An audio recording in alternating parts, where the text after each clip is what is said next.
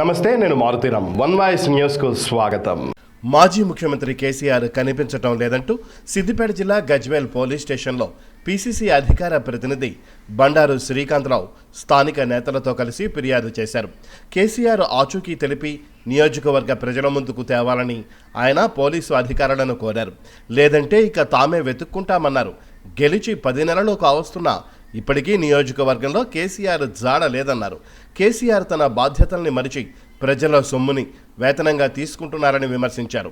నియోజకవర్గ ప్రజల కాలికి ముళ్ళు దిగితే పంటితో తీస్తానన్న కేసీఆర్ ప్రజా సమస్యలను గాలి కొదిలేశారని ఎద్దేవా చేశారు.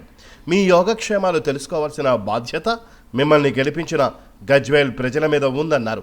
నియోజకవర్గంలో ఎన్నో సంక్షేమ పనులు అసంపూర్తిగా మిగిలాయని, వాటిపై ఎవరు ప్రభుత్వాన్ని ప్రశ్నించాలన్నారు.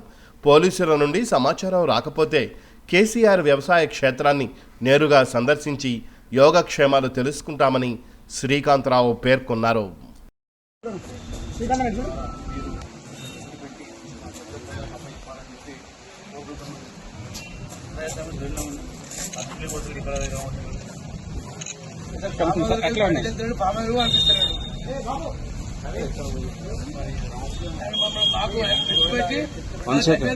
మిమ్మల్ని కలుసుకోవడం ఎందుకంటే కేసీఆర్ సాబ్ కిదర్ హై.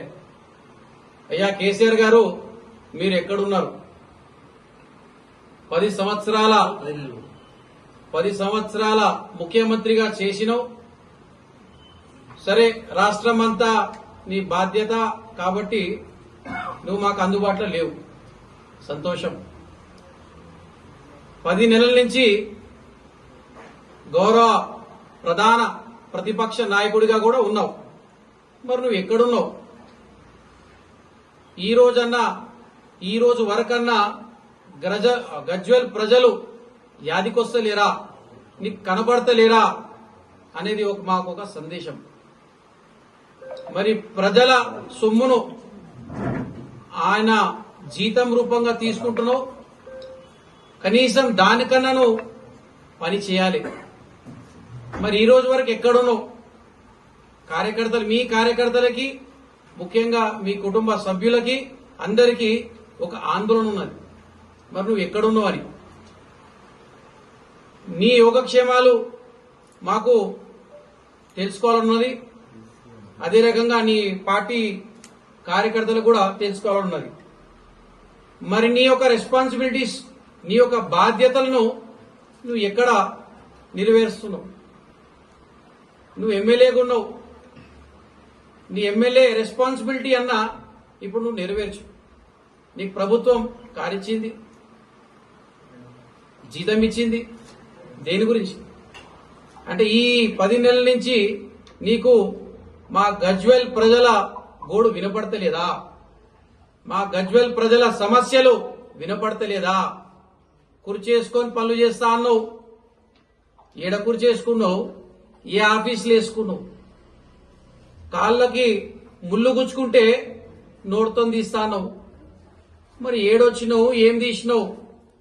సరే, నువ్వు బయటికి రానికి ముళ్ళుల్లోనే గుచ్చుకోమంటే కూడా ముళ్ళ కంప తెచ్చినాం, మేము గుచ్చుకుంటాం. ఇప్పుడన్నా బయటికి రా, ప్రజల సమస్యలు తెలుసుకో, ప్రజల గురించి అన్న పని చేయి. బాజాబ్గా నీకు ఒక ఎమ్మెల్యే బంగ్లా ఉంది, మళ్ళీ ఎవరుంటున్నారు? నువ్వు ఏడున్నావు? నువ్వేం చేస్తున్నావు? మరి ప్రభుత్వము ఇన్ని మంచి కార్యక్రమాలు చేస్తుంటే నీకు పాలనా అనుభవం ఉన్నది, రాజకీయ అనుభవం ఉన్నది.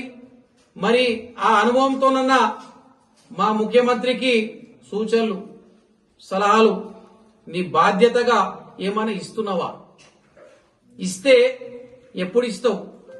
ఎప్పుడు బయటికి వస్తావు? ఏం చేస్తావు అనేది గజ్వేల్ ప్రజల గురించి వాళ్ళ తరఫున మేము ఈరోజు ప్రెస్ సమావేశం పెట్టడం జరిగింది. మాట్లాడుతున్నారు. మరి వాళ్ళనేమైనా మందలిస్తున్నావా? వాళ్ళకేమైనా సూచనలు ఇస్తున్నావా? మరి దాన్ని సమర్థిస్తున్నావా? ఆ జవాబు అయితే నీకు బాధ్యత ఉంది, నువ్వు ఇయ్యాలి. నువ్వు ఎప్పుడు ఇస్తావు అనేది కూడా మాకు తెలియాలి. నీ పార్టీ కూడా మీ పార్టీ వర్కింగ్ ప్రెసిడెంట్ ద్వారా నడుపుతున్నావు. నువ్వు గౌరవ అధ్యక్షుడు, సరే మీ అంతర్గత విషయం అది నాకు సంబంధం లేదు, మాకు సంబంధం లేదు, మా గజ్వేల్ ప్రజలకు సంబంధం లేదు. మాకు సంబంధం కేవలం నువ్వు ఎక్కడున్నావు, ఆరోగ్యంగా ఉన్నావా, నీది నీ యోగక్షేమాలు ఇప్పుడు ఆయన మాకు కనబడతలేదు. ఒక ఆందోళన ప్రజలకు ఉన్నది.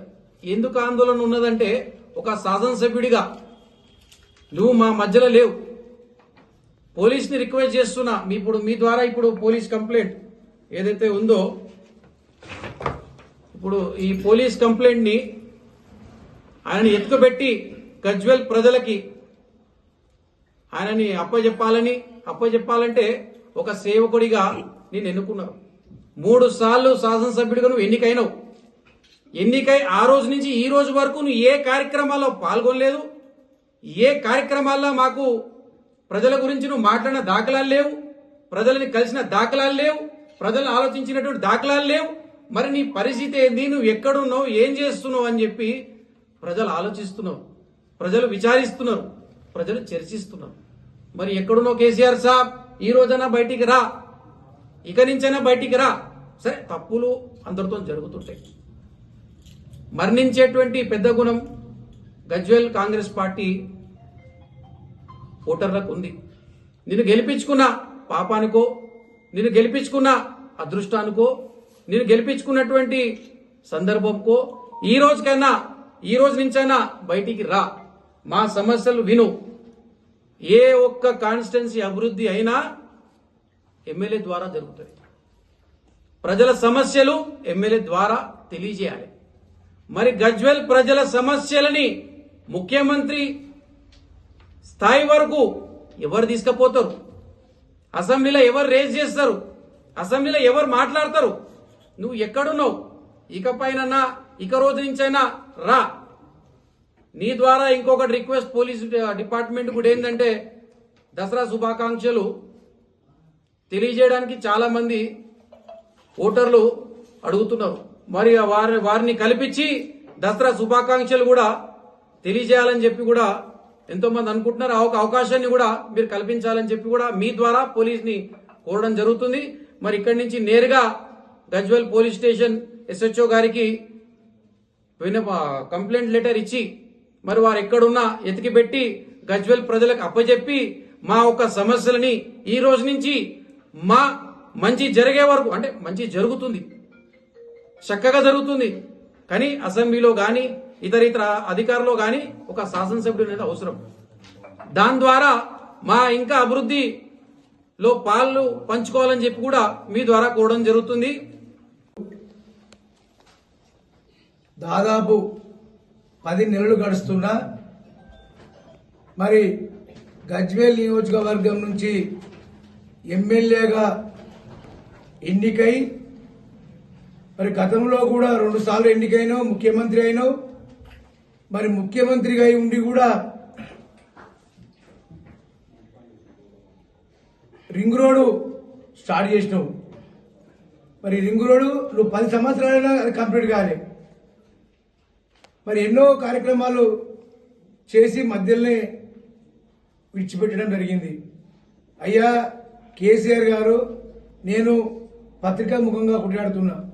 మరి గతంలో మీరు ముఖ్యమంత్రి ఉండి మీరు చాలా బిజీగా ఉండి మరి మా గజ్వేల్ నియోజకవర్గ ప్రజలకు అందుబాటులో లేకుండొచ్చు. మరి ఈరోజు మా కాంగ్రెస్ పార్టీ రేవంత్ రెడ్డి గారు ముఖ్యమంత్రి అయిన తర్వాత, నువ్వు ఒక ప్రతిపక్ష నాయకునిగా ఎన్నికైన తర్వాత అసెంబ్లీకి పోవు. మా గజ్వేల్ సమస్యలు మీకు పట్టింపు ఉండదు. అసలు అసెంబ్లీకి పోవు, మా గజ్వేల్ ప్రజలకు కనిపిస్తున్నావు. అసలు ఉన్నావా లేవా? దేవుని దయ వల్ల మీరు మంచిగానే ఉండాలని కోరుకుంటున్నాం, ఆయుర ఆరోగ్యాలతో ఉండాలని కోరుకుంటున్నాం. కానీ మా గజ్వేల్ ప్రజల సమస్యలు ఇలా షాదీ ముబారక్, కళ్యాణ లక్ష్మి చెక్కులు దాదాపు 800 నుంచి 900 చెక్కులు మరి పెండింగ్ లో ఉన్నాయి, మంజూరై ఉన్నాయి. మరి నీ ద్వారా ఇవ్వాలని మరి నీకు గుర్తుకు రావడం లేదా? ఇలా డబుల్ బెడ్రూమ్లు చూస్తున్న సమస్యలు వాళ్ళవి.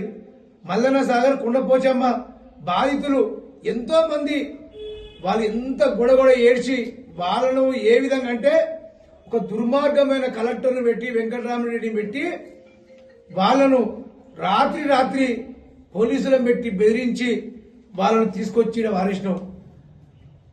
మరి వాళ్ళ సమస్యలు ఇప్పటి నుంచి గుర్తురాలేదా? ఈరోజు చెప్తుండు హరీష్ రావు గారు, మీరు భూములు ఇవ్వద్దు, గతంలో 6 లక్షల రూపాయలు ఇచ్చిండు, ఈ రోజు కాంగ్రెస్ పార్టీ వచ్చిన తర్వాత 15 లక్షల రూపాయలు ఇస్తామంటే కూడా మీరు భూములు ఇవ్వద్దు, మేము హైకోర్టు పోతాం, సుప్రీంకోర్టు పోతాం, పోయి మీకు న్యాయం చేస్తామంటుండు. అయ్యా హరీష్ రావు గారు, మరి గతంలో మీరు ఏం చేసిరు? మరి గతంలో రైతులను వాళ్ళు కట్టే వేర్చుకొని వాళ్ళు ఆత్మహత్య చేసుకురు, అప్పుడు గుర్తురాలేదా మీకు? ఇప్పటికైనా కేసీఆర్ గారు కళ్ళు తెరవండి, ఫామ్ హౌస్ నుంచి బయటకు రండి, గజ్వేల్ ప్రజల నియోజకవర్గ ప్రజల సమస్యలు అర్థం చేసుకోండి. మీరు ఎన్నుకుంది ఫామ్ హౌస్ లో పండుకోవడానికి కాదు, మా గజ్వేల్ ప్రజల సమస్యలు మీ ద్వారా అసెంబ్లీలో గాని మరి ముఖ్యమంత్రి గారికి తెలియజేసేలా మీరు ఉండాలని మేము కోరుకుంటున్నాం. మరి ఇప్పటికైనా కూడా కేసీఆర్ గారు బయటకు రావాలి. నువ్వు సీఎం క్యాంప్ ఆఫీస్ కట్టుకున్నావు, దాదాపు 6 సంవత్సరాలు అవుతుంది, ఒక్కసారి అడిగిపెట్టినవా? భోగ భాగ్యాలతోటి అనుభవించాలని కట్టుకున్నావు, ఒక్కసారి కూడా దాన్ని అడుగు పెట్టబోతుంది. మరి ఇప్పటికైనా వచ్చి గజ్వేల్ ప్రజల సమస్యలు తెలుసుకోండి. ఇలా ముఖ్యమంత్రి గారు కాంగ్రెస్ పార్టీ అధికారం వచ్చిన తర్వాత రేవంత్ రెడ్డి గారి నాయకత్వంలో మరి ఎన్నో సంక్షేమ కార్యక్రమాలు చేస్తున్నాం. ఇలా రైతు రుణమాఫీ కానీ, మరి రేషన్ కార్డులు కానీ, మరి రైతులకు సంబంధించిన ఏ సమస్య, గ్యాస్ కానీ, మరి కరెంటు ఫ్రీ కరెంటు కానీ, ఇటువంటి ఎన్నో కార్యక్రమాలు మేము కాంగ్రెస్ పార్టీ ఇచ్చిన హామీలను నెరవేరుస్తుంటే మీకు చూడబుద్ధి కావడం లేదు, మీరు ఓర్వలేకపోతున్నారు మీ నాయకులు. ఇప్పటికైనా సిగ్గుశరం తెచ్చుకొని రేవంత్ రెడ్డి గారు చేస్తున్న కార్యక్రమాలకు మీరు సహకరించురి. కానీ లేనిపోని అబద్ధం మాటలతోటి ప్రజలు రెచ్చగొట్టడం చూస్తే ప్రజలు మీకు రాబోయే ఎన్నికల్లో, స్థానిక ఎన్నికల్లో మీకు తగిన బుద్ధి చెప్తారని మీ ద్వారా తెలియజేస్తున్నాం.